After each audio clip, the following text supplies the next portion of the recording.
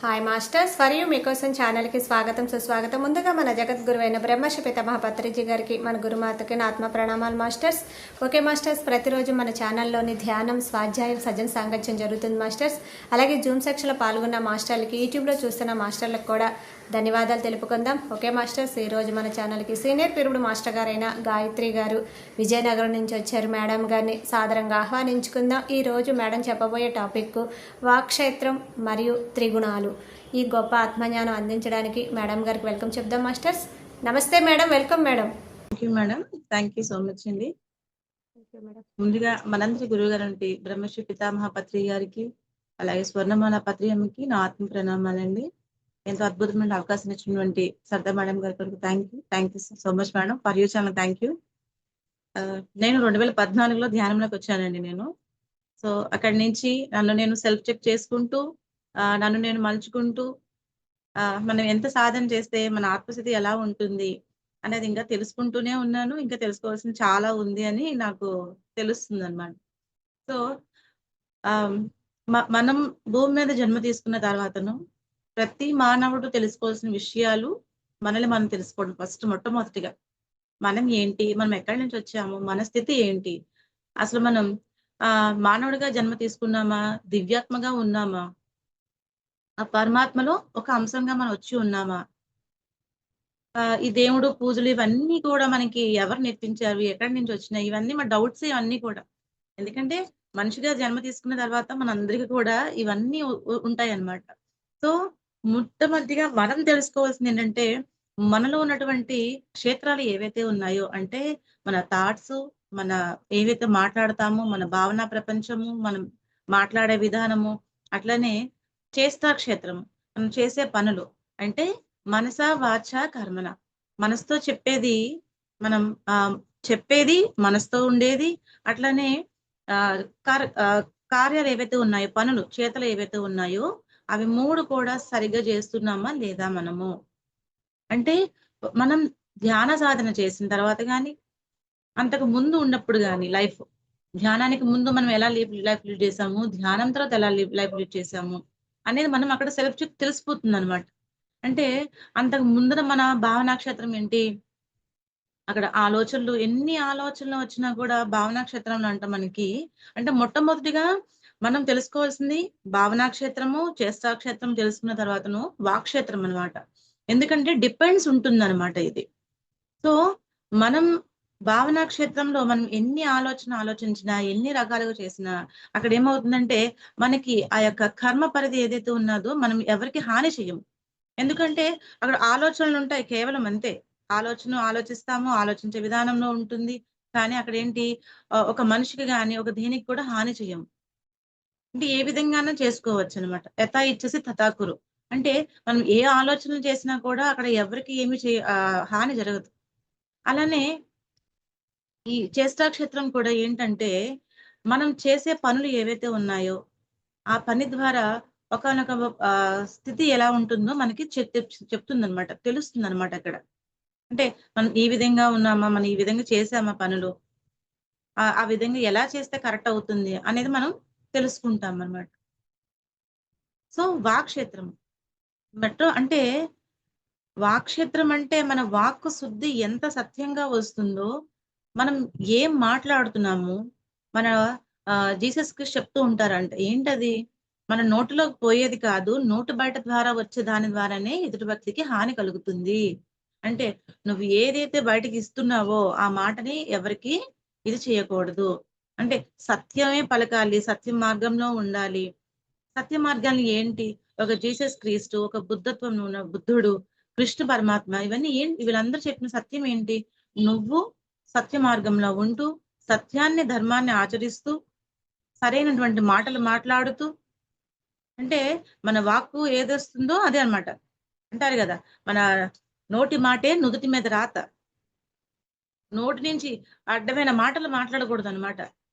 అంటే ఏది వస్తే అది అవేర్నెస్ తో లేకుండా మాటలు మాట్లాడకూడదు. అంటే ఎంత మాట ఎరుకతో మాట్లాడాలంట మనం. అందులో ధ్యానం చేసిన వాళ్ళు, ధ్యాన సాధనలో ఉన్నవాళ్ళు, సాధకుడు ఖచ్చితంగా తెలుసుకోవాల్సింది ఏంటంటే, ఎంత ఎరుకతో మనం మాట్లాడుతున్నాము, మనం ఏ విధంగా మాట్లాడుతున్నాము, మన నోటి నింట వచ్చే ప్రతి మాట కూడా ఒక ముత్యంలా రావాలంట. పత్రి సార్ చెప్పారు. నీకు మంచి మాటలు వస్తే చక్కగా మాట్లాడు. లేదంటే నువ్వు మౌనంగా ఉండిపో. Shut your mouth. అంతే. అలానే సార్‌కి ఎన్నో సార్లు అడిగేవారంట. Sir good morning sir. అంటే ఏంటి గుడ్ మార్నింగ్ అంటే ఆహ్, గుడ్ ఉంటుందా దాంట్లోను? మంచిగా ఉంటుందా? మిగిలినవేమి ఉండదా? అని చెప్పేసి. సార్ బాగున్నారంటే నిన్న బాగున్నాను, ఇవాళ ఎప్పుడు కూడా బాగుంటాను. ఆ పలకరింపుడని సార్ అందరికి చాలా సందర్భాల్లోని చాలా వాటిలో మనందరం అనుభవం అయిన వాళ్ళు అందరం కూడాను. అంటే మన మాట ఎలా ఉండాలి? ప్రతి మాట కూడా ముత్యంలా ఉండాలంట. ప్రతి పలుకు, ప్రతి వర్డ్ కూడా ఎంతో అద్భుతమైనటువంటి బంగారు వర్డ్ రావాలంట మనది. అప్పుడు వస్తే ఏమవుతుందంటే, మనం ఎంతో అద్భుతంగా ఆత్మస్థితిలో మనకు తెలిసిపోతుందంట.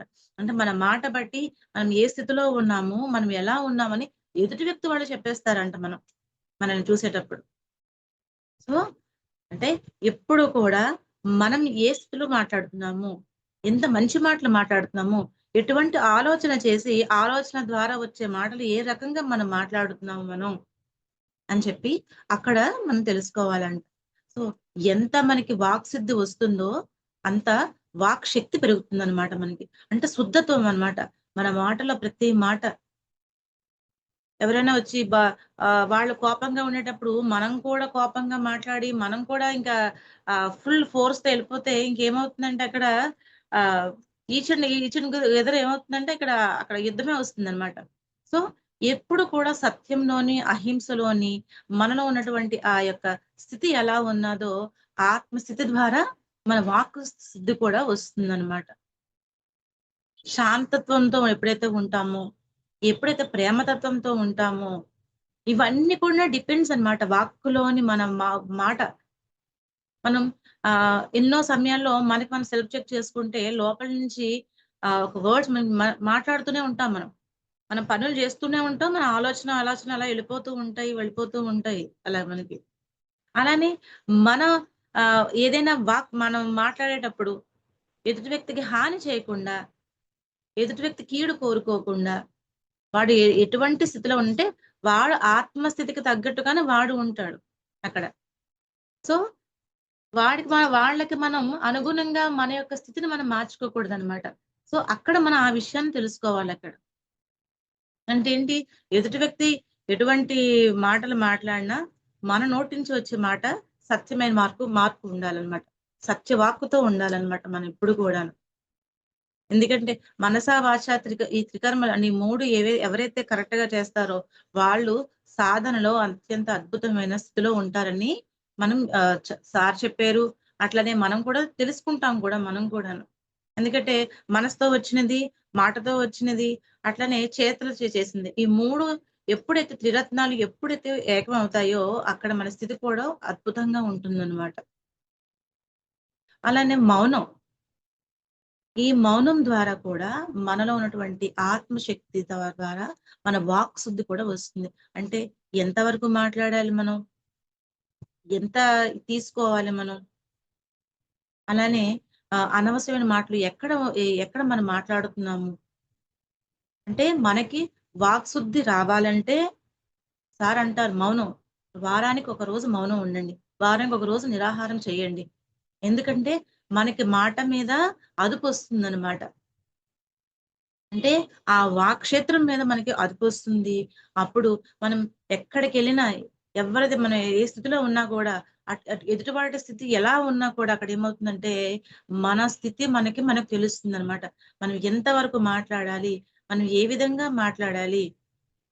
అంటూ మన నోటి ఆ మాట మీద అదుపు వస్తుందనమాట మనకి. ఈ మౌనం ద్వారా. ఎంతో అద్భుతమైన శక్తిని కూడా మనం మౌనం ద్వారా పొందవచ్చనమాట మనం అక్కడ. సో, నేను స్టార్టింగ్‌లో నాకు కొంచెం భయాలుండేవి. మాట్లాడాలంటే భయం ఉండేది. ఆహ్, అంటే నా లోపల ఇన్నర్‌గా అనమాట. ఎక్కడైనా చెప్పాలన్నా కూడా అలా ఉండేదానికి ఎప్పుడైతే నేను మౌనం స్టార్ట్ చేశానో, ఎప్పుడైతే ధ్యానం సాధన స్టార్ట్ చేశానో, ఇంకా సాధన పెరుగుతున్న కొద్దీ ఏమైందంటే, మనకి ఆటోమేటిక్‌గా మౌనం వచ్చేస్తుందనమాట.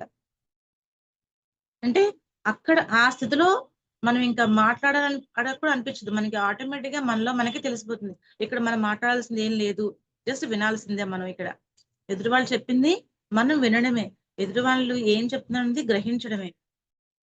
అని అక్కడ నేను తెలుసుకున్నాను అనమాట ఆ మౌనం ద్వారా. అలానే ఎంతవరకు మాట్లాడాలి మనం, ఏ విధంగా మాట్లాడాలి, అక్కడ మన అవసరం ఉన్నా లేకపోయినా ఇద్దరు వ్యక్తులు మాట్లాడుతునేటప్పుడు వాళ్ళిద్దరి భాష మధ్యలో మనం వెళ్ళిపోయి మళ్ళీ మనం చెప్పేది గడగడ మనం మాట్లాడేసుకోవడం, ఇవన్నీ ఏంటి అంటే మన ఈ వాక్ క్షేత్రంలో ఎప్పుడైతే మనం అదుపు వస్తుందో అప్పుడు అక్కడ వాక్ శుద్ధి జరుగుతుంది. ఎప్పుడైతే వాక్ శుద్ధి అంటే ఏంటి, మన సత్యమైన మాటలే ఎప్పుడు కూడా మాట్లాడమన్నమాట. అంటే ఆత్మస్థితిలో మాట్లాడడం అన్నమాట. ఎప్పుడైతే ఆత్మస్థితిలో మనం ఉంటూ ఆ యొక్క ఎరుకతో ఎప్పుడైతే ఉంటామో అక్కడ వాక్ శక్తి పెరుగుతుందన్నమాట. అంటే మనం ఇంక ఏది మాట్లాడినా కూడా ఒక ఇంటర్వ్యూలో సార్‌తో ఒక అడుగుతారనమాట. గురువులు చెప్పిన వాక్యాలు ఎంతో అద్భుతంగా జరిగిపోతూ ఉంటాయి కదండీ! అది ఎల్లప్పుడు కూడా ఆహ్, ఏది చెప్తే అది రైట్ అయిపోతుంది కదా! ఎలా అంటే సార్ చెప్తారనమాట. "మీకు వాక్ శుద్ధి రావాలి. ఎప్పుడైతే మీకు వాక్ శుద్ధి వస్తుందో అప్పుడు వాక్ శక్తి పెరుగుతుంది." అంటే మీరు ఆహ్, ఏది మాట్లాడినా కూడా అక్కడ సత్యమే మాట్లాడేటప్పుడు ఏమవుతుందంటే ప్రకృతి కూడా అనుకూలించి, ప్రకృతి కూడా మనకి సపోర్ట్ చేస్తూ అక్కడేమవుతుంది, ఎప్పుడైతే ఈ లోక కళ్యాణం కోసం మనం సత్యవాక్కులు ఎప్పుడైతే మనం పలుకుతామో, సానుకూలమైన ఆలోచనలు ఎప్పుడైతే మనం చేస్తామో, అంటే ఎదుటి వ్యక్తి యొక్క మంచి ఎప్పుడైతే మనం కోరుకుంటామో, మంచి ఆలోచనలు ఎప్పుడైతే చేస్తామో, అక్కడేమవుతుందంటే మనలో ఉన్నటువంటి ఆ యొక్క శక్తి కూడా పెరుగుతుందనమాట. అక్కడేంటి ఇంకా అవాంఛితమైనటువంటి ఆలోచనలు ఎప్పుడు కూడా అంటే అనవసరమైన ఆలోచనలు ఎప్పుడైతే మనం చేయకుండా ఉంటామో, అక్కడేమవుతుంది మన యొక్క శక్తి కూడా వాక్ శక్తి కూడా పెరుగుతుందనమాట. అంతే గదా! చూడండి ఆహ్, ఎప్పుడు ఎక్కువగా ఆలోచించే వాళ్ళ థాట్స్ ఎలా ఉంటాయి? థాట్స్‌లో ఎటువంటి హాని చెయ్యం. కానీ ఆ థాట్స్ వల్ల అక్కడ ఏమవుతుందంటే అక్కడ క్రియేషన్ జరుగుతుంది. దట్టు మన ఇంకా ఏం మాట్లాడుతున్నామని కూడా మనకు తెలీదనమాట. ఇంకా ఫ్లోలో వచ్చేస్తూ ఉంటాయింక. వాళ్ళు మాట్లాడుతూ ఉంటారు. మనం మాట్లాడుతుంటే ఇంక అలా హైప్ అయిపోతాయన్నమాట అక్కడ. సో, అలాంటి దానిని మనం కరెక్ట్ చేసుకోవాలనుకుంటే, మనం ఎప్పుడు కూడా సత్యంలోనే ఉండాలి. సత్య మార్గంలోనే ఉండాలి. సత్యం ఏంటి అసలు? మనము అంటే తెలుసుకోవడం. ఇక్కడ నేను అంటే ఏంటి? నేను ఈ జీవితాన్ని ఏ విధంగా జీవిస్తున్నాను? నా జీవితం గురించి అసలైన విధానాన్ని తెలుసుకొని, తనకు తానుగా తెలుసుకొని, నేను ఈ భూమి మీదకి ఎందుకు వచ్చున్నాను? నేను అంటే ఏంటి? కనిపిస్తున్న ఈ శరీరమా? లేదు అంటే ఎంతో అద్భుతమైనటువంటి ఆ ఆత్మస్థితి ఏదైతే ఉన్నదో, ఆ ఆత్మశక్తి నేను. అంటే నేను కూడా పరమాత్మనే. My dear God's, my dear masters అని ప్రతిసారి ఎన్ని సార్లు ప్రతి దాంట్లో కూడా అదే. ఆయన ఫస్ట్ పలకడం అదే. My dear God's, my dear masters. ఎంత అద్భుతమైన వర్డ్స్ అవి. సత్యమైన వర్డ్స్ అవి. ఎప్పుడైతే మనం సత్యంలో ఉంటామో, ఎప్పుడైతే అటువంటి వాక్యాలు మన నోటంపడి ఎప్పుడొస్తాయో, అక్కడ ఏమవుతుందంటే, మనం కూడా ఆ పరమ సత్యంగా మారిపోతాము. మనం కూడా మనకు నోటంబడి వచ్చే వాక్ కూడా ఎంతో సత్యమైన వాక్ అవుతూ, అక్కడ వాక్ శుద్ధి జరుగుతుందనమాట. అంటే మన వాక్ క్షేత్రం కూడా ఎంతో అద్భుతమైనటువంటి మిరాకిల్స్ అన్నమాట జరుగుతుంటుంది. అంత మనం ధ్యానంకి రాకముందు చాలా సార్లు వినే ఉంటాం. ఆయన ద్వారా ఒక యోగి ఉన్నారంట. అక్కడ ఆయన ఏం చెప్తే జరిగిపోతూ ఉంటుంది. ఆయన ఏదైనా ఇంకా క్లియర్ అయిపోతుంది. అక్కడ ఉన్న వాతావరణం కూడా చాలా ప్లెజెంట్‌గా ఉంటుంది. మనం చూడండి గుడికి వెళ్తాము. గుడికి వెళ్ళేటప్పుడు అక్కడ ఆ మంత్రోచ్చారణ ద్వారాను, ఆ మంత్రాల ద్వారా అక్కడ ఏంటి అక్కడ మొత్తం ఆ ఎనర్జీ అంతా కూడా చాలా పాజిటివ్ ఎనర్జీగా మారిపోతుంది. అంటే ఉచ్చారణ. నిరంతరం దైవస్మరణ, ఆ మంత్రాలు అవన్నీ వాటన్నిటి ద్వారా ఏమవుతుందంటే, ఆ యొక్క ఎనర్జీ ఆఫ్ వేవ్స్ అంతా కూడా డైమెన్షన్ అంతా కూడా మారిపోతుందనమాట. అక్కడేంటి మనం చాలా ప్లెజెంట్‌గా ఉంటాం. అటువంటి సత్యమైన స్థితిలో మనం ఎప్పుడూ ఉండాలి. అటువంటి సత్యాన్ని మనం తెలుసుకోవాలి. సో, ఎప్పుడైతే మనని మనం తెలుసుకుంటామో, ఎప్పుడు మనకు మనం ఎంతో అద్భుతంగా మనం మారుతామో అక్కడేమవుతుంది, మనం కూడా ఎంతో అద్భుతమైనటువంటి ఆ పరమాత్మ స్థితిని మనం చేరుకుంటాం. ఎప్పుడైతే పరమాత్మ స్థితి మనం ఎప్పుడు చేరుకుంటామో, మన నోటి వెంట వచ్చే ప్రతి వాక్యం కూడా ఎంతో శాంతంతోని, ఎంతో అద్భుతంగా, ఎంతో ఆహ్, ప్రకృతి ప్రకృతి కూడా మనకి అన్ని విధాలుగా మనకి ఆహ్, హెల్ప్ చేస్తూ ఉంటుందనమాట. అలాగే మనకి ప్రతిసారి ఎప్పుడు చెప్పమని అంటూ ఉండేవారు. పిరమిడ్ మాస్టర్ అందరూ కూడా సత్యవాక్య పరిపాలకులే. వాళ్ళెప్పుడు అంటే ఎప్పుడు కూడా ధ్యానం కోసము, ధ్యాన ప్రచారం కోసము, ఆ సేవ కోసం వచ్చిన వాళ్ళే వీళ్ళందరూ కూడా ఎంతో అద్భుతమైనటువంటి వాక్శుద్ధి కలిగిన వాళ్ళే వీళ్ళందరూ కూడాను. అంటే ఏంటి? మనం తెలుసుకున్న సత్యం ఏంటి? ధ్యానం చేయడము, ధ్యాన ప్రచారం చేయడము, స్వాధ్యాయం చేయడము, సజ్జన సాంగత్యం చేయడము. ఎప్పుడు కూడా సత్యంతోనే కూడుకుని ఉంటాం కాబట్టి, ఎప్పుడు అటువంటి స్థితి మనం ఎప్పుడు కలిగి ఉంటాం కాబట్టి, పెరుగుమాస్ అందరూ కూడా సత్యవాక్ పరిపాలకులే వీళ్ళందరూ కూడా అన్నిసార్లు ఎన్నో సార్లు చెప్పారనమాట అది. అది ఎప్పుడు మనకు తెలుస్తుందంటే, అనంతమైనటువంటి ధ్యాన సాధన ఎప్పుడైతే మనం చేస్తామో, నిత్యము ధ్యాన సాధనలో ఎప్పుడైతే మనం ఉంటామో, సార్ చెప్పినటువంటి ఈ యొక్క త్రిరత్నాలు ఏవైతే ఉన్నాయో, ధ్యానము, స్వాధ్యాయము, సద్గన సాంగత్యం. ఈ 3 ఎప్పుడైతే ఉన్నాయో, ఈ ఈ 3 ఉన్నటువంటి ఆ రత్నాల్ని ఎప్పుడైతే మనం చేస్తామో, ఈ త్రిరత్నాలు అనేటువంటి ఏంటి? భావనా క్షేత్రము, వాక్ క్షేత్రము, చేష్టా క్షేత్రము. ఈ 3 క్షేత్రాల్లో ఏమవుతుందంటే, ఎంతో అద్భుతమైనటువంటి స్థితి కలుగుతుందనమాట మనకి. ధ్యానం చేయడం ద్వారా మనలో మనం నిరంతరం మనతో ఉంటాము. మనలో ఉన్నటువంటి ఆ ఆత్మ శక్తితో మనం ఉంటాము. ఎప్పుడైతే అక్కడ ఉంటామో మన ఆలోచనలు మారుతాయి. ఎప్పుడు మన ఆలోచనలు మారుతాయో, మన వాక్కు సరైన వాక్కు వస్తుంది. సత్యమైన వాక్కు వస్తుంది. ఇంక ఎదుటి వ్యక్తి ఎవరితో మాట్లాడినా ప్రేమతత్వంతో మాట్లాడతాము. ప్రేమపూర్వకంగా మాట్లాడతాము. మంచి మాటలే వస్తాయి. ఇవన్నీ ఎక్కడ డిపెండ్స్? ధ్యానం. అంటే ఎంత ధ్యాన సాధన మనం చేస్తామో, మనతో మనం ఎంత అవేర్‌నెస్‌తో మనం ఉంటామో, అక్కడ ఏమవుతుందంటే, మన వాక్కు కూడా అంత అద్భుతమైనటువంటి స్థితి అనమాట. అటువంటి స్థితిలోకి వెళ్తుందనమాట. ఎప్పుడైతే వాక్క్షేత్రం శుద్ధి జరుగుతుందో, శుద్ధత్వం వస్తుందో అక్కడ, అంటే సత్యమైన మాటలు పలుకుతూ, ఈ లోక కళ్యాణం కోసం సత్యమైనటువంటి మన మార్గంలో ఎప్పుడైతే మనం వెళ్తామో, అక్కడ ఏమవుతుంది? మన చేష్టా క్షేత్రం కూడా ఎంతో అద్భుతంగా ఉంటుందన్నమాట. నిరంతరం కూడా ధ్యానం కోసము, ధ్యాన ప్రచారం కోసము, అట్లానే సేవ కోసము, అహింస మార్గంలో ఉండడం కోసం, ఇవన్నీ అన్నమాట. ఇవంతా అన్నమాట. అంటే అక్కడ ఎలా చెప్తున్నారు మళ్ళక్కడ మనకి? మనలో ఉన్నటువంటి ఈ యొక్క గుణాలు ఏవైతే ఉన్నాయో, ఈ గుణ దోషాలు ఏవైతే ఉన్నాయో, వాటి మీద కూడా ఆధారపడి ఉంటుంది అని చెప్తున్నారనమాట. అంటే మనము ఎటువంటి ఆహారం తీసుకుంటున్నాము, మనం ఎటువంటి వారితో ఉంటున్నాము, ఎలా మనం జీవిస్తున్నామా అనే దాని మీద కూడా ఉంటుందన్నమాట. నిరంతరము ప్రాపంచికంగా ఉన్న వాళ్ళతో మనం నిరంతరం ప్రాపంచికంగా ఉంటే డబ్బు సంపాదన కోసమో, ఇంక నిరంతరం ఏ స్థితి ఉందో ఈ బాహ్య ప్రపంచంలో ఉన్న వాళ్ళతో మనం ఉంటే ఏమవుతుందంట, ఇంక బాహ్యమరకమైనటు మాటలే. ఇంక డబ్బు సంపాదన, పిల్లలు, ఇవన్నీ ఈ సంసార మార్గంలోనే పూర్తిగా ఉండిపోతుందన్నమాట. ఎప్పుడైతే మనం ఆధ్యాత్మిక స్థితిలో ఎప్పుడైతే ఉంటామో, ఒక మంచి మాస్టర్‌తో ఎప్పుడైతే మాట్లాడతామో, ఒక మంచి యోగత్వంతో ఉన్నటువంటి యోగి యొక్క పుస్తకం ఎప్పుడైతే మనం స్వాధ్యాయం చేస్తామో, ఎప్పుడైతే ధ్యాన సాధన చేస్తామో, ఎప్పుడైతే సజ్జన సాంగత్యం చేస్తామో, అప్పుడు ఏమవుతుంది? మనలో ఉన్నటువంటి ఆ యొక్క గుణాలు ఏవైతే ఉన్నాయో, అవి కూడా క్రమంగా నెమ్మదిగా తగ్గుతుంటాయి. ఒకానొక జన్మలో ఏదైతే స్థితి ఉన్నాదో, తమోగుణం అయితే ఏదైతే ఉన్నాదో, కొన్ని జన్మలు ఆ తమోగుణం తీసుకున్న తర్వాతను మళ్ళీ ఆ రజోగుణంగా మళ్ళీ ఇంకో జన్మ తీసుకోవాలంట. అక్కడ మళ్ళీ రజోగుణంతో కొన్ని జన్మలు తీసుకుంటాడు. అక్కడ మళ్ళీ ఆ యొక్క జన్మస్థితి అయిపోయాక, అక్కడ తాను సాధించింది ఏవైతే ఉన్నాదో, మళ్ళీ ఇది కాదు నా జీవితం అని మళ్ళీ ఆయన మళ్ళీ ఏంటి? సత్వగుణంగా మళ్ళీ ఆ సాత్వికత్వంతో మళ్ళీ ఆయన జన్మ తీసుకుంటాడంట. ఈ సాత్వికత్వంలో ఉండేటప్పుడు అక్కడ ఎలా అయిపోతాడంట ఆయన? ధ్యానం చేయగా అంటే ధ్యాన స్థితిలో ఎప్పుడైతే తెలుసుకుంటాడో, అక్కడ పూర్తిగా ఏమవుతుందా? నిర్గుణత్వం వస్తుందంట ఇంక. ఇంకా ఇంకా అంతా ఎలా చూస్తాడో ఇంక అంతా కూడా ఆ భగవంతుడిని, ఆ దైవాన్నే చూస్తాడంట. ఇవన్నీ కూడా ఒకటి అన్నమాట. ఈ తమోగుణంలో ఏంటి?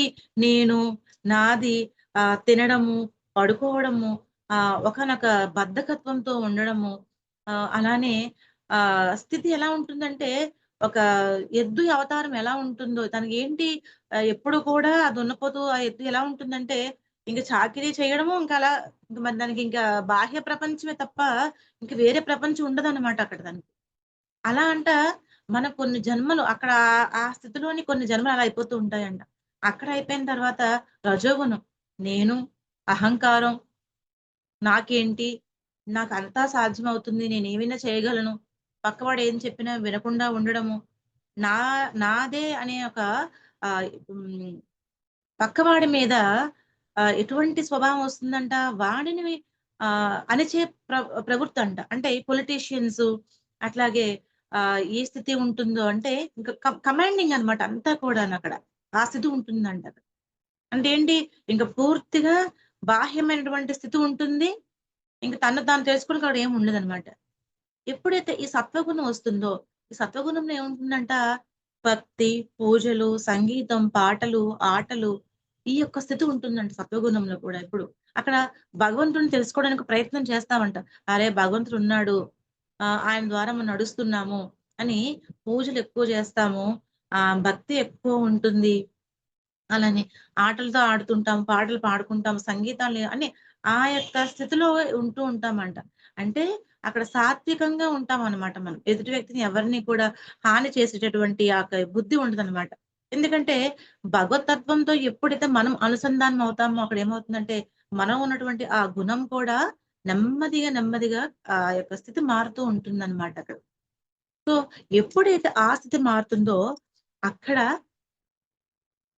ధ్యాన పరిచయం ఎప్పుడైతే ధ్యానం చేస్తామో, ధ్యానం ఎప్పుడైతే వస్తుందో, నిరంతరం ధ్యాన సాధన ఎప్పుడైతే మనం మొదలు పెడతామో, అక్కడ ఏమవుతుందంటే, మనలోని నిర్గుణత్వం వస్తుందంట. తమోగుణము, ఈ రజోగుణము, సత్వగుణము, ఈ 3 గుణాలకి అతీతంగా ఉన్నది నిర్గుణం అన్నమాట. సో, ఈ నిర్గుణం ఏంటి, ఇంకా మనకి అది ఎంతో అద్భుతమైనటువంటి ఆ సహస్రాకార దళం ఏదైతే ఉన్నాదో, ఆ యొక్క 7 చక్రాల్లోనే ఆ చివరి చక్రం అన్నమాట. ఆ నిర్గుణత్వంలోకి మనం వెళ్తామన్నమాట.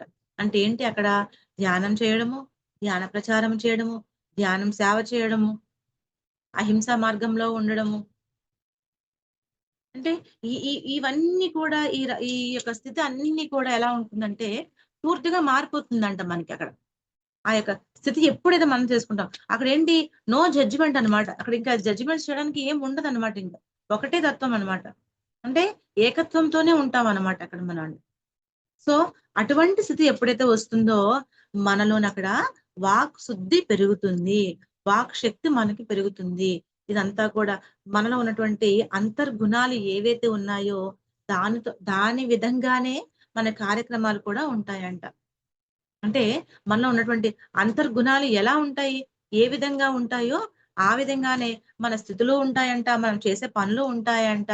మన గుణానికి తగ్గట్టుగానే బాహ్యంలో మనం ప్రవర్తిస్తూ ఉంటామంట అక్కడ మనం.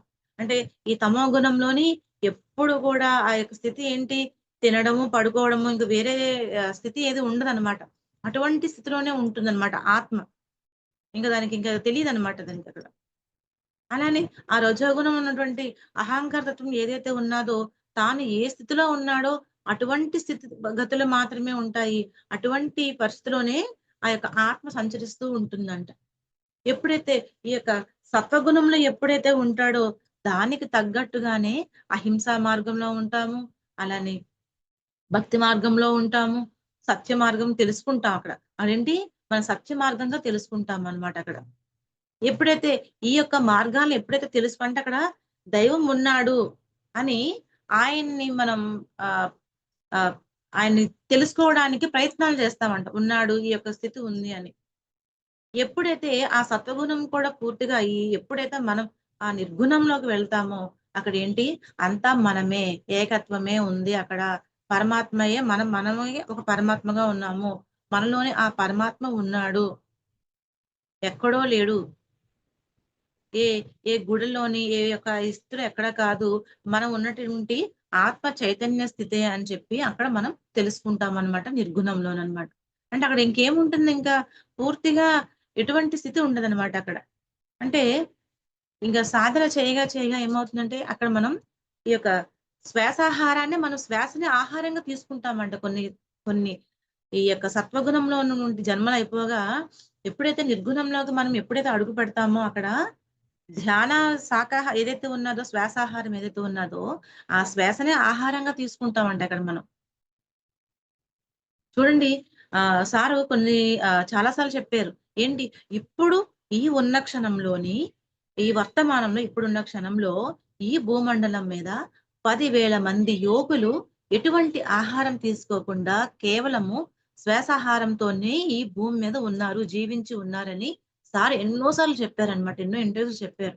అంటే ఏంటి, ఇంకా వాళ్ళకి కేవలము ఈ లోక కళ్యాణం కోసము, ఈ భూమిని కాపాడడం కోసము ఆ యొక్క స్థితి ఏంటి, ఆ యోగత్వం స్థితి ఏదైతే ఉన్నాదో అటువంటి స్థితిలో వాళ్ళు ఉన్నారనమాట అక్కడ. సో మనం కూడా అటువంటి స్థితినే ఇప్పుడు మనం పొందుతున్నాం అనమాట. నిరంతరము ధ్యానం చేస్తున్నాము, ధ్యాన సాధన చేస్తున్నాము. మనం చూడండి, మనం ఎక్కడికైనా బయటికి వెళ్ళేటప్పుడు గాని, ఏదైనా క్లాసెస్‌కి వెళ్ళేటప్పుడు గాని అక్కడ ఏముంటుందంటే, మనం ఎంత ధ్యాన ప్రచారం చేస్తూ ఉంటాము. ధ్యానం ప్రచారం చేయగా అక్కడ మనకి ఇంకా ఆత్మానందమే తప్ప మనకి ఆకలి వేయదక్కడ మనకి. అబ్బా! ఒకరిని మనం ధ్యానిగా మార్చానురా బాబు! ఒకరికి ధ్యానం చెప్పాం మనం. ఇంకా ఆ రోజు మనకు ఆకలి వేయదు. ఏదో ఏదో ఒక సాధించాం మనం. అది అనిపిస్తుందనమాట. ఇంతమందికి ఇవాళ నేను ధ్యానం చెప్పానా? అబ్బా! ఎంత అద్భుతంగా ఉంది. ఒకడు మన ద్వారా శాకాహారిగా మారాడా? ఎంత అద్భుతంగా ఉంది.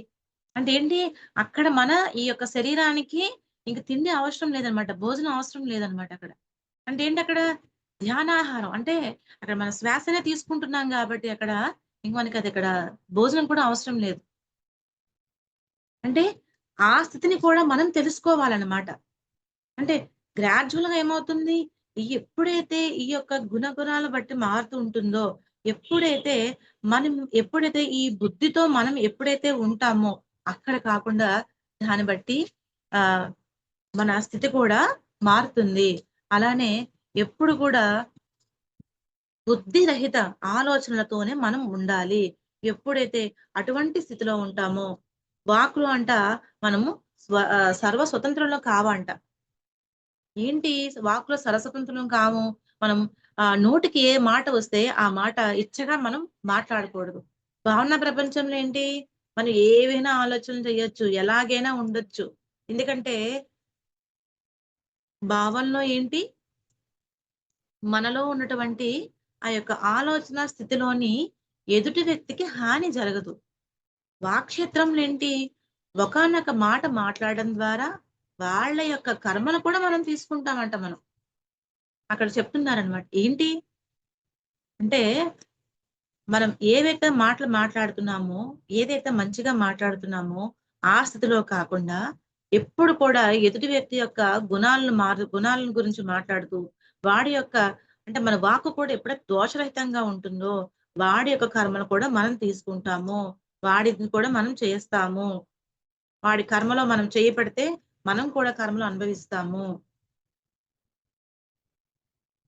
అంటే చూడండి మనకి చాలా మంది బాబా గారి యొక్క సచ్చరిత చదివే ఉంటారు. దాంట్లో చెప్తూ ఉంటారనమాట.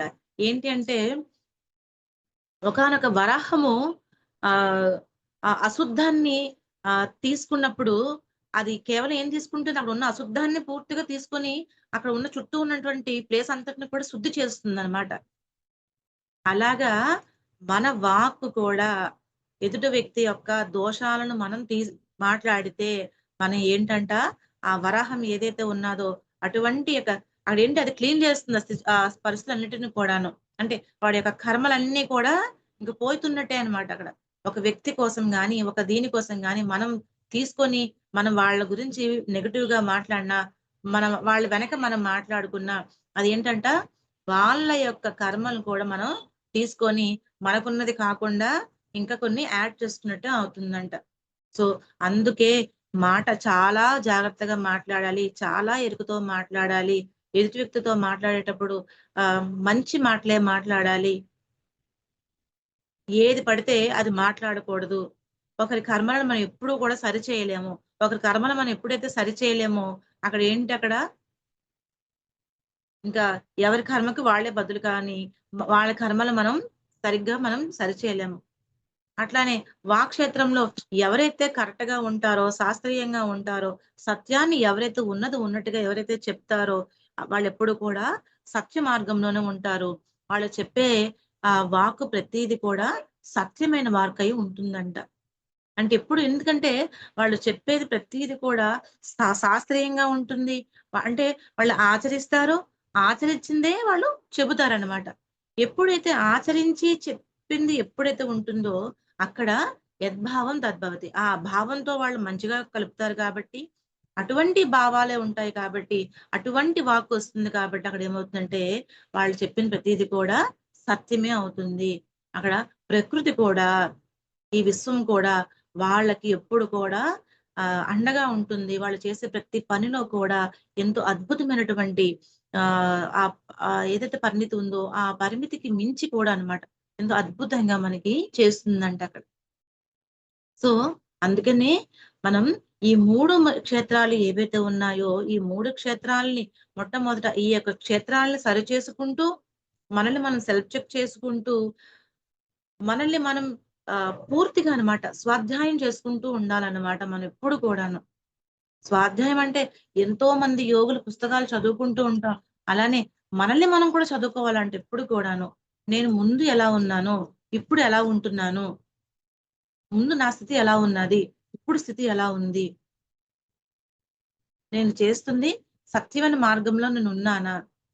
నేను సత్యమైనదే నేను చెప్తున్నానా? సత్యమైనది నేను బోధిస్తున్నానా నేను? అని ఏవైతే ఈ వాక్కులుంటాయో, అటువంటి ఆ మార్గంలో ఎప్పుడైతే ఉంటామో, రహితంగా మన వాక్కు ఎప్పుడైతే వస్తుందో, అక్కడ మొత్తం అంతా కూడా మనం ఉన్న స్థితి, మనం ఉన్న చుట్టూ ఉన్న పరిస్థితులు కూడా ఆ విధంగానే మారిపోతూ ఉంటాయంట అక్కడ. అంటే అది ఎలా వస్తుంది అంటే, ఖచ్చితంగా ధ్యానం చేస్తేనే వస్తుంది మనందరికీ కూడాను. ఆ! ఎప్పుడైతే ధ్యాన సాధన చేసుకుంటున్నామో, ధ్యానంలో ఎప్పుడైతే ఉంటామో, అక్కడ మనల్ని మనం సరిచేసుకోవాలంట ఎప్పుడు గూడాను. మనం ఎదుటి వ్యక్తితో ఏం ప్రతి మాటని కూడా ఎరుకతో గమనిస్తూనే ఉండాలంట మనం. ఎంత అవేర్‌నెస్‌తో ఉండాలో మనం. ఒక నలుగురు ఉండేటప్పుడు వాళ్ళ యొక్క తత్వం ఎలా ఉంటుందో, ఆ తత్వంలోకి మారిపోతూ ఉంటామంట మనం ఒక్కొక్కసారి. అటువంటి స్థితిలో కూడా మనల్ని మనం సెల్ఫ్ చెక్ చేసుకుంటూ ఉండాలనమాట. ఒక బుద్ధుడి దగ్గర ఉన్న వాళ్ళందరూ కూడా ఎలా ఉంటారట? ఆ బుద్ధత్వంలోనే ఉంటారు. కృష్ణుడితో ఉన్న పాండవులు ఐదుగురున్న పాండవులే ఉన్నారు. కానీ వాళ్ళు ఎంత అద్భుతమైనటువంటి ఆ కురుక్షేత్ర యుద్ధం ఎంత మంచి ఆ యొక్క స్థితి ఎంత యుద్ధంలో ఎంత విజయాన్ని సాధించారు. అటువంటి స్థితి అన్నమాట. అటువంటి స్థితి రావాలన్నమాట. అంటే ఏంటి? కృష్ణుడు ఉన్న దగ్గర ఏంటి? అంతా సత్యమే. ఆత్మే సత్యము. నేనే పరమాత్మని. సర్వత్రా నేనే వ్యాపించి ఉన్నాను. అంతా నేనే ఉన్నాను. నువ్వు, నేను అంతా నేనే. నా జన్మలు నేను తెలుసుకున్నాను. నీ జన్మ నువ్వు తెలుసుకోలేదు ఇంకా అర్జున అని చెప్తాడన్నమాట ఆయన. సో, అటువంటి మాటలు ఏవైతే ఉన్నాయో, ఆత్మస్థితి తగ్గట్టుగా మాటలు ఏవైతే ఉన్నాయో, ప్రాపంచికమైన మాటలు కాకుండా నిత్యము మనం మాట్లాడుతునేటప్పుడు, మనం ఆలోచించేటప్పుడు, మన చేష్టలు ఇవన్నీ కూడా సత్య మార్గాలుగా ఉండాలన్నమాట. ఎప్పుడు ఇవన్నీ ఉంటాయో అక్కడ మన ఈ విశుద్ధ చక్రం ఏదైతే ఉన్నారో, ఈ విశుద్ధ చక్రంలో ఏవైనా బ్లాక్స్ ఉంటే అక్కడ క్లియర్ అవుతాయన్నమాట అక్కడ. ఉన్నది ఉన్నట్టుగా మాట్లాడాలి. ఎదుటి వ్యక్తిని బాధించకుండా మాట్లాడాలి. ప్రేమతో మాట్లాడాలి. ఇవన్నీ సార్ చెప్పిన కొన్నటువంటి ఇవన్నీ అన్నమాట. ఈ మార్గాలన్నమాట. ఏంటి? ఉన్నది ఉన్నట్టుగా నువ్వు మాట్లాడు. ఉన్నది ఉన్నట్లుగా నువ్వు చెప్పినప్పుడు గూడా ఎదుటి వ్యక్తిని బాధ పెట్టకుండా మాట్లాడాలి. ఎప్పుడు చిరునవ్వుతో మాట్లాడు. ప్రేమతత్వంతో మాట్లాడు. ఆలోచించి మాట్లాడు. ఇవన్నీ అన్నమాట. ఇవన్నీ ఏంటి? అక్షర సత్యాలన్నమాట ఇవన్నీ కూడాను. ఎప్పుడు చిరునవ్వుతో మాట్లాడాలి, ప్రేమతత్వంతో మాట్లాడాలి, ఆలోచించి మాట్లాడాలి. నేనేదైనా మాట్లాడాలంటే ఎదుటి వ్యక్తిని బాధ పెట్టేటట్టు మాట్లాడకూడదు. అంటే చూడండి ఎంత ఈ ఇవన్నీ కూడా మనం సాధించాలి అంటే ధ్యానం ఖచ్చితంగా సరైన ధ్యానం చేయాలి. మనం ఎంత ధ్యానం చేస్తామో, ధ్యానం చేస్తే కాదు, ధ్యాన సాధన చేసినప్పుడు మనం ఏ స్థితిలో ఉన్నామో, మనం ఎరుకుతో ఉన్నామా లేదా, ఎదుటి వ్యక్తితో మాట్లాడేటప్పుడు ప్రతి ఒక్క మాటని కూడా మనం వాళ్ళ యొక్క కర్మలకి మనం కారణం కాకుండా, వాళ్ళ కర్మలను తీసుకున్నట్టు మనం చేయకుండా, మనం చేసే మాటలు, మనం మాట్లాడే మాటలు ఎంతో అద్భుతంగా మన నోటి నుండి మంచి ముత్యాల్లాగా మాటలు రావాలంట మనకి. అలానే ఎవ్వరు ఏది మాట్లాడినా కూడా ఎవరి ఆలోచనలు పట్టించుకోకూడదు. అని పత్రిసారి ఎన్నోసార్లు ఎవరి విషయాలు పట్టించుకోకు. నీ యొక్క స్థితి ఏదైతే ఉన్నదో నిన్ను నువ్వే ఉద్ధరించుకో. ఎవరిని ఎవరు ఉద్ధరించలేరు. ఇది 100%, 100% ఇది సార్ ఎంత అద్భుతంగా చెప్పిన వర్డ్ ఇది. నిన్ను నువ్వే ఉద్ధరించుకుంటావు గాని ఎవ్వరిని ఉద్ధరించలేవు నువ్వు. ఎందుకంటే నా ఆత్మస్థితికి తగ్గట్టుగా నేను ఎప్పుడైతే ఉన్నతంగా ఉంటానో, నేను ఏదైతే సాధిస్తానో, నేను ఎక్కడ ఏ అద్భుతమైనటువంటి ఆనంద స్థితిలో నేను ఎప్పుడైతే ఉంటానో, నేను ఆచరించింది, నేను అనుభవించింది అప్పుడు చెప్పగలం అనమాట మనం. చెప్పడం వరకే మళ్ళీ అక్కడ మనం. కానీ వాడు చేస్తాడా చేయడా అనేది వాడి కర్మ. అలాగే చెప్తారక్కడ. సేమ్ అక్కడ పత్రిసారి చెప్పింది, కృష్ణ పరమాత్మ చెప్పింది అంతే. భగవద్గీత అంతా ఆయన చెప్పేస్తాడు మొత్తం అంతాను. నేను చెప్పాల్సింది చెప్పేసాను. ఇంక నువ్వు యుద్ధం చేస్తావా? యుద్ధం నుంచి నువ్వు వెళ్ళిపోతావా? ఇంక నీ ఇష్టం ఇంకది. అంటే క్షేత్రం. నేను చెప్పేసాను నీకు. నువ్వు చెయ్యాలనుకున్నది చెయ్యు. లేదంటే నీ ఇష్టం అనేస్తా. అలాగే మనం ఏదైతే స్థితిలో ఉన్నామో, మనం ఎంత అద్భుతమైనటువంటి సాధనలో మనం ఎంత చేసినా కూడా, మనం చాలా దగ్గరికి వెళ్తాం. ధ్యానం చేయరా బాబు, నువ్వు ధ్యానం చెయ్యు చాలా బావుంటుంది. అహింసా మార్గంలో ఉండు. హింసను వదిలేసి అని మనం చెప్తాం. వాడి కర్మలు ఎప్పుడైతే పోతాయో, వాడు ఎప్పుడైతే బాగుపడాలంటుందో అప్పుడే వాడొస్తాడు. వాడి కర్మలు పూర్తిగా అయిపోయిన తర్వాత మనం ఖచ్చితంగా మనం కలిసామంటే ఒక్క వాక్యంలోనే వాడు మారిపోతాడు ఇంక వాడు. సో ఏంటి ఇక్కడ అంటే అక్కడ వాక్ శుద్ధి అన్నమాట. అంటే మనం ఎప్పుడైతే సత్యమైన మార్గం మాట్లాడతామో, సత్యమైన ఆలోచనలు అంటే మంచి ఆలోచనలు ఎప్పుడైతే చేస్తామో, సత్యమైన మాటలు ఎప్పుడైతే మాట్లాడతామో, ఇవంతా దానివల్ల ఏమవుతుందంటే, మనలో మన వాక్‌కి ఎంతో అద్భుతమైనటువంటి శక్తి పెరిగి, మనం చెప్పే వెంటనే వాళ్ళు ఎదుటి వ్యక్తి మారతాడనమాట. అక్కడ జరుగుతుంది. అలానే మనం చెప్పింది కూడా వాడు వింటాడు. చాలా మంది అంటారు, "వీడు ఎంతమంది చెప్పినా వీడు వింటం లేదండి. కానీ మీరు చెప్పగానే మారిపోయాడండి వీడు" అని అంటారు. అంటే ఏంటక్కడ? ఆ యొక్క ఆత్మస్థితి అన్నమాట. అక్కడ అంత అద్భుతమైనటువంటి ఆత్మస్థితిలో ఆయనున్నాడు. అంత అద్భుతమైనటువంటి ఆయన వాక్కు కూడా అద్భుతంగా ఉందన్నమాట. ఎంతో సత్యంతో కూడుకున్న వాక్కై ఉందన్నమాట. సో, అటువంటి స్థితిలో కూడా మనందరం కూడా సాధించాలి. అటువంటి స్థితిలో మనందరం ఉన్నామని పత్రిసారు ప్రతి క్లాస్‌లోని చెప్పారు. పిరమిడ్స్ అందరూ కూడా సత్యవాక్కులే, సత్యలోక వాసులే మనందరం కూడాను. సత్యవాక్కు పరిపాలకులమే. ఏంటి సత్యము? ఆత్మ సత్యము మనది. మనందరం కూడా పరమాత్మ తత్వంతో ఉన్నాము మనము. ఆ! మనము అంటే ఈ శరీరం కాదు. ఆత్మతత్వము. ఆత్మ ఎప్పుడు నిరంతరంగా ఉంటుంది. ఆత్మకు చావు లేదు. మనం ఎప్పుడు కూడా ఆనంద స్థితిలోనే మనం ఉంటాము. దుఃఖరహిత స్థితిలో ఉంటాం మనం ఎప్పుడు గూడాను. అటువంటి స్థితిలోనే ఉండాలని ఏవైతే సార్ చెప్పారో ఇవన్నీ అన్నమాట. ఇవన్నీ ఏంటి? ఒకానొక మనందరం ఇప్పుడు ఆచరిస్తున్నది, అనుకుని అనుభవించినవన్నీ కూడాను. ఎప్పుడైతే మనం అనుభవిస్తామో, ఎదుటి ఎప్పుడైతే చెప్తామో అక్కడ ఏమవుతుందంటే, మన వాక్కు కూడా సత్య లోకంలో ఉంటాం కాబట్టి, ఆ సత్య వాక్కు వస్తుంది కాబట్టి, నిరంతరము మనం ఏది చెప్తే అక్కడ యద్భావం తద్భవతి. ఆ భావంగా మారుతూ ఉంటుందనమాట అక్కడ. సో, ఎంతో అద్భుతమైనటువంటి సార్ చెప్పారు. సార్ చెప్పిన ప్రతి వాక్యం మేడం ఇవన్నీ కూడా కొన్ని కొన్ని సార్ చెప్పిన వాక్యాలు కొన్ని గుర్తున్నయి. కొన్నేంటంటే నేను ధ్యానంలోకి వచ్చినప్పుడు ధ్యానం వచ్చిన తర్వాతను నాకు నేను కొన్ని చాలా ఉన్నాయి మేడం. భావాలు కూడా అన్నమాట. మన భావాలు ఎలా ఉంటాయి? ఏ భావంతో మనం ఆలోచిస్తామో, మన భావాలు ఎలా అయితే ఉంటాయో ఆ ఫ్రీక్వెన్సీలో ఎదుటి వ్యక్తికి కూడా ఉంటాయంట. అప్పుడు కనెక్ట్ అయ్యేటప్పుడు మనం మంచిగా ఉంటే ఎదుటి వ్యక్తి కూడా మంచి ఫ్రీక్వెన్సీలో ఉంటాడు. ఎప్పుడైతే మనం థాట్స్ కూడా డిఫరెంట్ థాట్స్ ఎప్పుడైతే వస్తాయో వాడి యొక్క మన ఫ్రీక్వెన్సీ ఎదుటివాడి ఫ్రీక్వెన్సీకి వెళ్ళి ఇంకా డిస్కనెక్ట్ అవుతుందనమాట. అవన్నీ కూడా అన్నమాట. సో, భావక్షేత్రంలోని ఏంటంటే ఎటువంటి హాని జరగదు.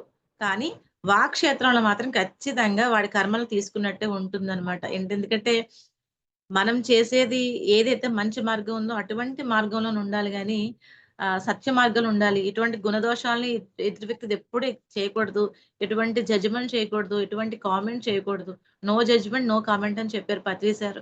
ఉన్నది ఉన్న స్థితిలోని వాడెలా ఉన్నాడో ప్రెజెన్స్ నువ్వు యాక్సెప్ట్ చెయ్యి నువ్వు ఫస్టు.